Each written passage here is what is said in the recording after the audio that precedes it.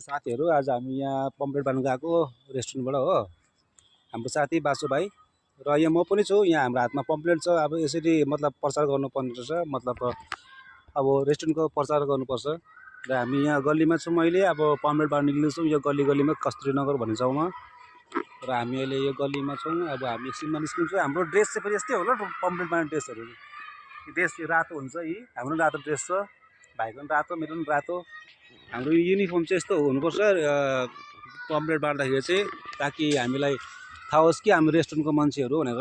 अन्त ताकि कसै लोकलहरूले पनि हामीलाई भन्नु सक्दैन कि के गर्नु आएको भनेर होइन। यहाँ त्यस्तो छ।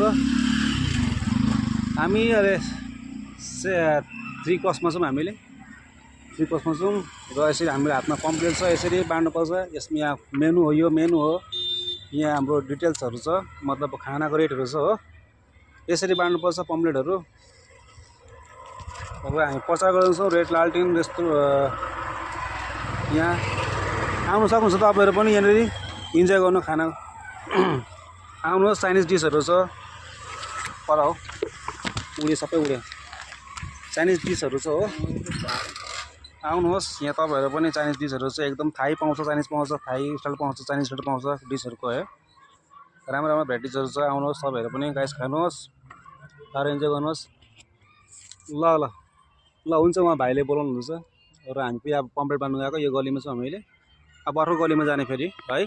आजको लागि भिडियो यति नै। यो हेर्नुहोस् द रेड लालटिन होइन, यहाँ कस्तुरी नगरमा छ, सेकेन्ड मेन रोडमा छ। आउनुहोस् तपाईँहरू। यहाँ मुनि फोन नम्बर छ, एड्रेसहरू छ, यो एड्रेसहरू हो। यहाँ फोन नम्बरहरू छ, होम डेलिभरी पनि हुन्छ, एभाइलेबल छ।